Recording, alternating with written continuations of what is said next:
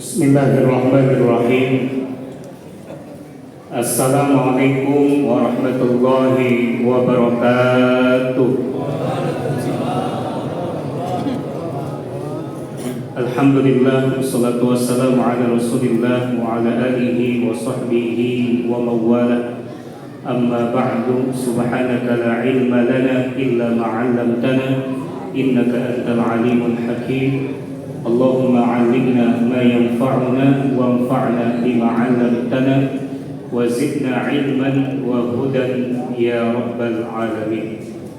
Yang kami hormati dan kami muliakan segenap pengurus PKM Masjid Miftahul Jannah, para tokoh, para alim ulama, guru, asatidz, sesepuh handai tauladan, Bapak Ibu hadirin wal hadirat, jamaah salat Isya dan tarawih yang dimuliakan Allah Subhanahu wa ta'ala. Pertama dan utama, mari kita memanjatkan puji dan syukur kepada Allah Subhanahu wa ta'ala yang telah memberikan kepada kita berbagai macam nikmat dan karunia-Nya, terutama nikmat diberikan kesempatan berjumpa dengan bulan Ramadan. Kalau ada pertanyaan, bagaimana perasaan Anda ketika umurnya dipanjangkan sampai berjumpa dengan bulan Ramadan? Bagaimana jawaban kita, Bapak Ibu? Senang, gembira, kecewa, jengkel? Tentu sebagai seorang yang beriman, kita semua merasa bergembira kedatangan bulan Ramadan. Untuk itu saya memohon kepada seluruh jamaah, mari kita semua mengucapkan hamdalah dengan penuh penghayatan. 3, 2, mulai. Alhamdulillah. Karena bulan Ramadan adalah karunia yang terbesar dari Allah Subhanahu wa ta'ala untuk umat Nabi Muhammad sallallahu alaihi wasallam. Ada satu malam yang mulia, ibadah di malam tersebut jika dilakukan pahalanya seperti beribadah 1000 tahun. Untuk itu kita berdoa, mudah-mudahan Allah berikan kepada kita umur yang panjang sampai akhir Ramadan mendapatkan malam Lailatul Qadar. Amin ya rabbal alamin. Jamaah yang dimuliakan Allah Subhanahu wa ta'ala, adapun tema tausiah pada malam kali ini yang diamanahkan kepada saya dari pengurus adalah keutamaan tilawah Al-Quran dan sholat berjamaah. Tapi kalau lihat malam ini, yang hadir rasanya sudah memenuhi semua ruangan, terutama di ruangan utama lantai 1. Lantai 2 ada enggak? Bapak-bapak atau ibu-ibu lantai 2? Ya. Kalaupun misalkan yang terlihat oleh kasat mata masih ada ruangan-ruangan yang kosong, maka percayalah di atas pun banyak dipadati oleh para malaikat. Yakin nggak ada? Yakin? Ya. Jadi malam ini tentunya kita berbahagia, termasuk PKM. Alhamdulillah Pak Ustadz, dari sejak malam pertama Ramadan sholat tarawihnya full, dengan malam ini juga full. Tapi biasanya Pak Ustadz, kalau sudah pertengahan Ramadan, apalagi ya di ujung Ramadan, alhamdulillah ada kemajuan. Yang dimaksud kemajuannya, kemajuan safnya. Saya pikir mungkin ini pesannya, ya. agar bisa konsisten tilawah Al-Quran di bulan Ramadan, kemudian juga konsisten sholat berjamaah. Kan gak mungkin saya tanya sama jamaah, Pak, apa hukumnya sholat taraweh?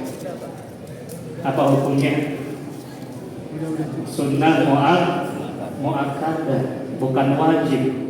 Tapi begitu kita bersemangat untuk menghidupkan sholat tarawih. Sementara sholat fardu, ya sebelum Ramadan tiba atau selepas Ramadan, kalau maunya pengurus ya mungkin ramai seperti ini lagi, Bapak Ibu. Ya. Bukan hanya ketika Ramadan, tetapi setelah Ramadan kita pun harus menjaga semangat sholat berjamaah. Jamaah yang dimuliakan Allah Subhanahu wa taala, berkaitan dengan tema, ada satu ayat di dalam Al-Qur'an yang akan menjadi dasar pemikiran kita, yang akan memicu, mendorong terus kita agar senantiasa istiqomah, baik itu tilawah Al-Quran maupun sholat berjamaah. Apa bunyi ayatnya? Silakan dicatat yang bawa HP sambil dibuka. Ya, Quran Androidnya surat Fatir ayat 29. Bunyinya, a'udzubillahi minasyaitonir rajim. Innal ladzina yatluna kitaballah wa aqamus shalah wa anfaqu mimma razaqnahum sirran wa 'alaniyah yarjuna tijaratan lan tabur. Apa artinya? Sesungguhnya orang-orang yang yatlun, kita terjemahkan tilawah Al-Quran, menggunakan kata kerja fi'lul mudhari yang artinya sedang dan terus, continue, diterjemahkan senantiasa. Nah, makanya kalau kita kaji secara harfiah, ya, ada perbedaan antara tilawah, qiraah, ya, murojaah, apalagi muthala'ah, itu masing-masing nanti dikaji. Alhamdulillah di masjid kita ada kandidat doktor yang Ustaz Daroin, jadi bisa belajar bahasa Arab dengan beliau, tafsir dan lain sebagainya. Ya, jadi kalau misalkan tilawah yatlun, yang saya pahami seperti membaca Al-Quran dari awal kemudian sampai akhir, sudah selesai balik lagi ke awal, itu yang dinamakan dengan tilawah. Kala yatlu, jadi dia bagian per bagiannya terus dia lalui, yatlun. Tapi kalau misalkan qiraah, siapa yang diantara kita beli buku itu nggak bacanya dari awal sampai akhir, lihat dulu daftar isinya, yang menarik langsung dia loncat ke tengah misalkan, atau pengen langsung ke bagian akhirnya, itu qiraah. Ya, gitu. Ya, makanya ayat yang pertama Iqra itu nggak ada dari mana dia mulainya, gitu kan? Karena proses belajar, ya, proses ma'rifatullah itu masing-masing pengalaman, ya, setiap orang itu pasti akan berbeda. Yang nanti ujungnya adalah bismi rabbikal ladzi khalaq, sampai dia sadar bahwa dia adalah ciptaan Allah Subhanahu wa taala. Nah, yang menarik adalah yatluna kitaballah, kita menginginkan kalau bulan Ramadan dikasih judul Syahrul Quran, bulannya Al-Quran, karena memang di bulan Ramadan ini turunnya Al-Quran. Kata Imam Ibnu Katsir, antara as-siyam, puasa, dengan membaca Al-Quran itu, ya, seperti mata uang yang tidak bisa dipisahkan. Kalau dia puasa berarti baca Quran. Kalau dia banyak makan pasti akan sedikit baca Qurannya. Kenapa? Karena memang ruhnya ini Al-Quran, ya. Wa kadzalika auhayna ilaika ruhan min amrina. Tafsiran ruhnya, ruh di situ adalah Al-Quran ayat. Jadi kita perlu melihat momentum Ramadan bulan Al-Quran itu, ya. Saya suka kasih pertanyaan kepada jamaah. Kalau misalkan kita diberikan kesempatan bertemu dengan bulan Ramadan, tapi ghirah kita untuk membaca Al-Quran ya tidak bertambah, berarti memang bermasalah, ya. Entah di puasanya, entah mungkin jasadnya belum bisa menerima roh Al-Quran. Jadi ibarat dia kaset kosong itu harus diinstal dulu, diisi dulu. Makanya ya as-siyam wal qiyam wal tilawah itu satu paket, ya. Puasa membersihkan ya jasad kita, roh kita, sehingga Al-Quran itu gampang untuk masuk. Ada satu hadis yang wajib disampaikan oleh para ustadz penceramah mubalighin, yaitu hadis tentang bulan Ramadan. Qad ja'akum syahrun mubarak. Wahai para sahabat kaum muslimin, telah datang kepada kalian bulan Ramadan, bulan yang penuh berkah. Pertanyaannya, di mana letak keberkahannya? Biasanya kita memaknai berkah itu, alhamdulillah banyak makanan Pak Ustaz kalau bulan Ramadan, betul? Ya, nanti tanya pada Ustaz kita. Yang dimaksud berkah itu ziyadatul khair. Saya memahami keberkahan bulan Ramadan ini itu kita mendapatkan kemudahan dari Allah Subhanahu wa taala dalam menjalankan ibadah dan ketaatan yang lainnya. Saya ulangi, yang dimaksud keberkahan di bulan Ramadan adalah mendapatkan kemudahan dari Allah Subhanahu wa taala dalam melaksanakan ibadah dan ketaatan yang lainnya. Makanya ketika bulan Ramadan itu bangun untuk sahur gampang atau susah, Pak? Gampang. Tapi kalau di hari biasa butuh perjuangan. Bulan Ramadan selesai tadarusan di masjid jam 11, pulang ke rumah langsung tidur, jam 3 masih bisa bangun. Ya. Tapi di luar Ramadan dan nongkrong ya sampai jam 11 ngobrol, pulang ke rumah tetap aja sulit gitu, ya. Artinya apa? Itulah letak keberkahan, kita diberikan kemudahan ya dalam menjalankan ibadah. Makanya korelasi dengan tilawah Al-Qur'an, kalau di luar Quran alasannya sibuk.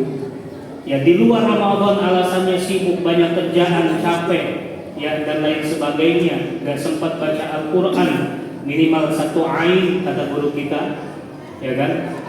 Bagaimana kalau di bulan Ramadan dia nggak bisa tilawah Al-Quran? Jangankan ya 1 kali khatam saja dia nggak bisa di bulan Ramadan. La haula wala quwata illa billah. Ini apa masalahnya? Ramadan bulan Al-Quran. Kalau tadi kita ingin install Al-Quran ke dalam jiwa kita, ini perangkatnya harus siap dulu.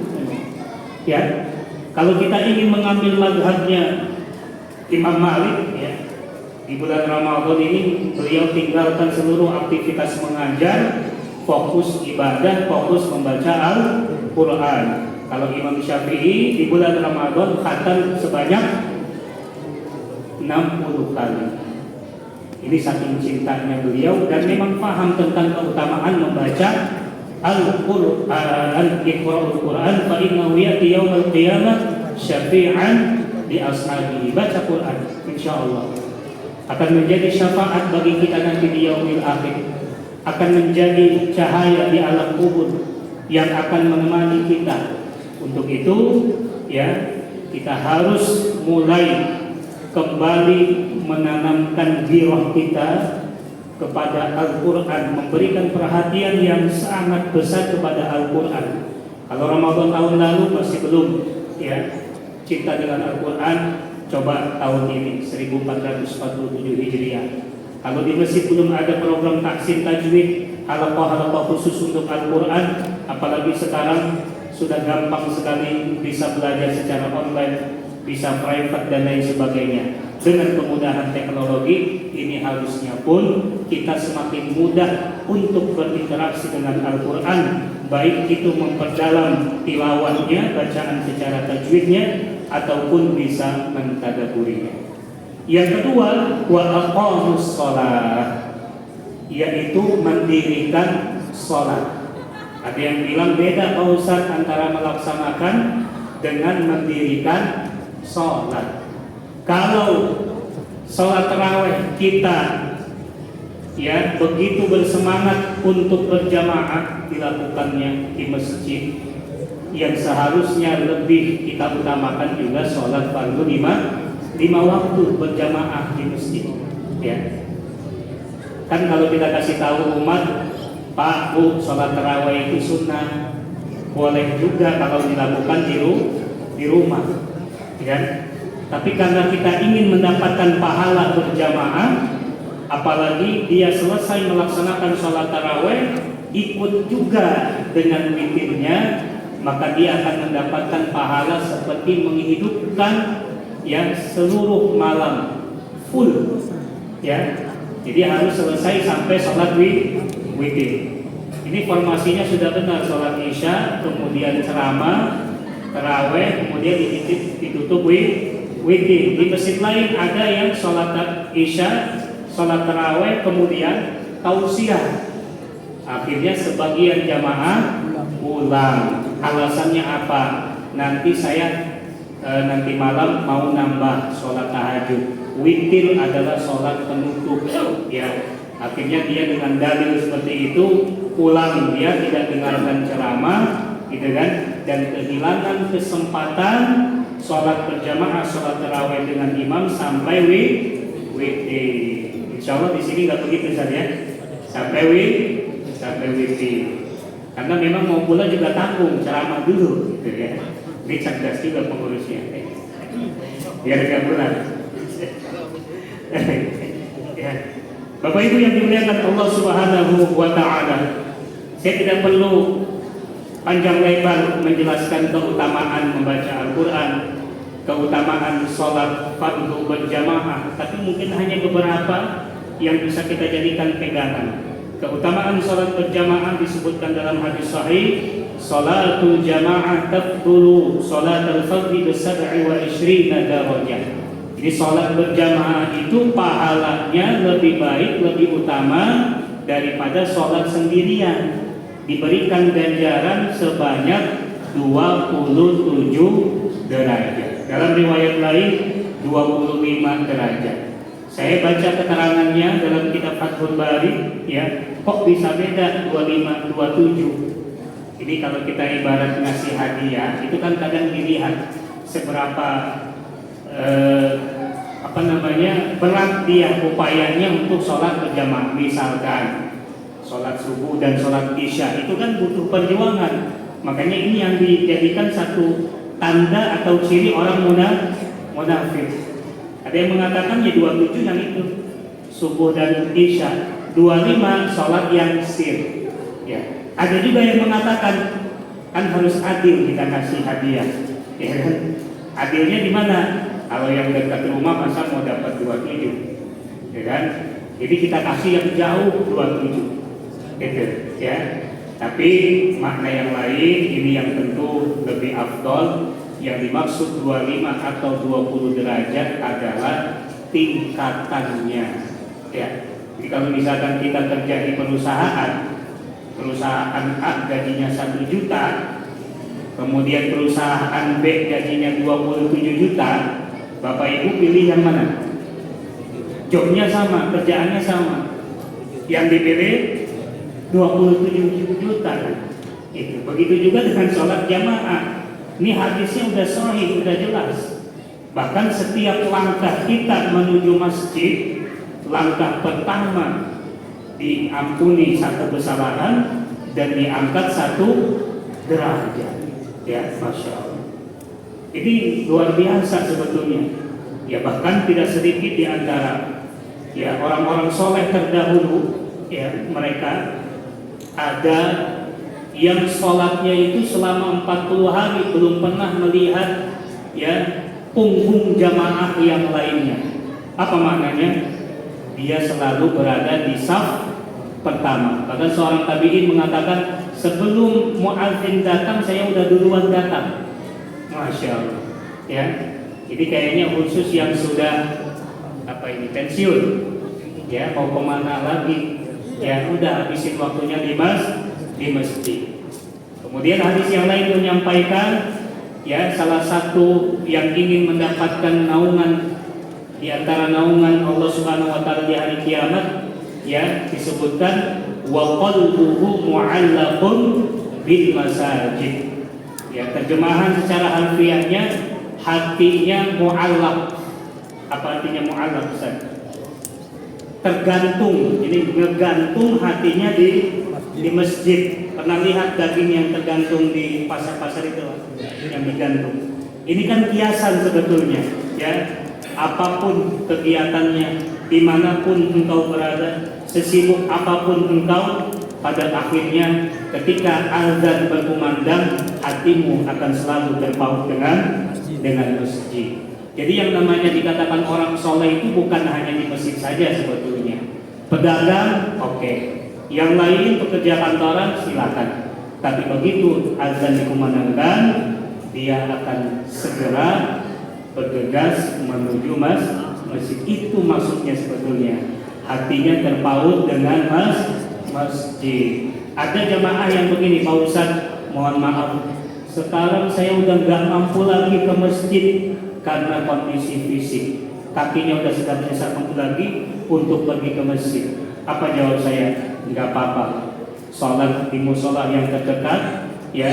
Tapi dengan catatan yang penting hati Bapak selalu terpaut kepada masjid. Orang yang nggak datang, yang penting sedekahnya nyampe, infaknya nyampe, zakatnya nyampe. Itu juga menurut saya masih dalam kategori mu'allaqun bil masajid. Apa niatnya? Ingin memakmurkan rumah Allah Subhanahu wa ta'ala, sebagaimana firman-Nya, innama ya'muru masajidallah man amana billah wal yaumil akhir. Sesungguhnya hanyalah, kalau hanyalah itu berarti orang-orang pilihan. Maka bersyukur kepada Bapak Ibu jamaah sekalian yang sampai saat ini istiqomah sholat berjamaah di masjid. Mudah-mudahan kita termasuk orang-orang yang beriman kepada Allah dan meyakini akan adanya hari akhir, meyakini akan adanya hisab dari Allah Subhanahu wa ta'ala. Mudah-mudahan kita bisa istiqomah tilawah Al-Quran, kemudian juga mendirikan sholat dengan cara berjamaah di masjid. Bapak Ibu yang dimuliakan Allah Subhanahu wa ta'ala, temanya kan cuma dua, ya, keutamaan tilawah Al-Quran, kemudian sholat berjamaah. Ini pengurus tahu saya jauh dari Jakarta Barat, ya, jadi temanya sekaligus dua, double. Tapi kalau menurut ayat tadi, Fatir ayat 29 belum selesai, ya. Orang udah rajin tilawah Al-Qurannya, udah rajin berjamaahnya, yang tiga ini penting juga. Wa anfaqu mimma razaqnakum, dan mereka menginfakkan, ya, sebagian dari hartanya, sirran wa alaniyah, baik sembunyi-sembunyi ataupun terang-terangan. Jadi memang keduanya dibenarkan konsep dalam bersedekah ataupun berinfak. Yang diam-diam, saya nggak kuat Pak Ustaz, khawatir riya, saya sembunyi-sembunyi saja, itu pun boleh, gitu ya. Yang terang-terangan, jangan langsung kita bilang, itu pengen dipuji aja, dia nggak begitu Pak, ya. Justru dengan terang-terangan kita berinfak, bersedekah, berzakat ataupun ya yang semisalnya, itu supaya terhindar dari fitnah. Rumahnya gedong, tapi belum pernah namanya terdengar di masjid daftar donatur, ya kan? Nggak ada namanya. Akhirnya jamaah mendengar, rumahnya doang gede, duitnya kagak nyampe ke sini, gitu ya. Ya, padahal ada, boleh jadi di situ hamba Allah.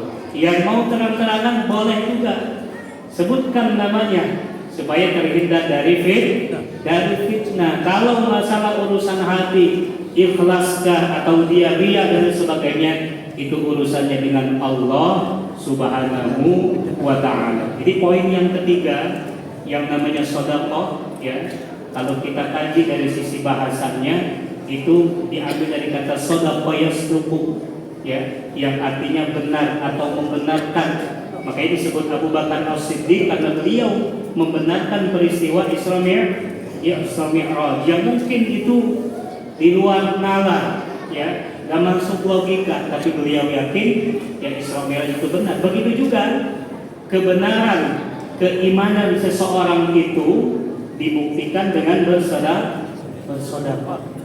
Apalagi di bulan Ramadan, infak, sedekah ataupun yang semisalnya yang dikeluarkan di bulan Ramadan itu lebih utama dibandingkan bulan yang lainnya, ya. Jadi temanya sekaligus 3 Ustaz, ya. Itu sesuai dengan ayat yang tadi. Gak apa-apa, ya, sekalian korong. Soalnya jauh, setahun sekali saya ke sini, ya. Mudah-mudahan apa yang saya sampaikan ada manfaatnya. Kita diikat oleh masjid, kemudian juga dikuatkan dengan hati yang selalu terpaut dengan masjid rumah Allah Subhanahu wa ta'ala, kemudian juga dikuatkan dengan lantunan-lantunan ayat suci Al-Quran yang kita baca baik di pagi hari maupun di sore hari. Allahumma arhamna bil Quran waj'alna min ahli Quran waj'alna mimman ya'muru baitika biwajhikal karim. Subhanakallahumma wa bihamdika asyhadu an la ilaha illa anta astaghfiruka wa atubu ilaik. Wassalamualaikum warahmatullahi wabarakatuh.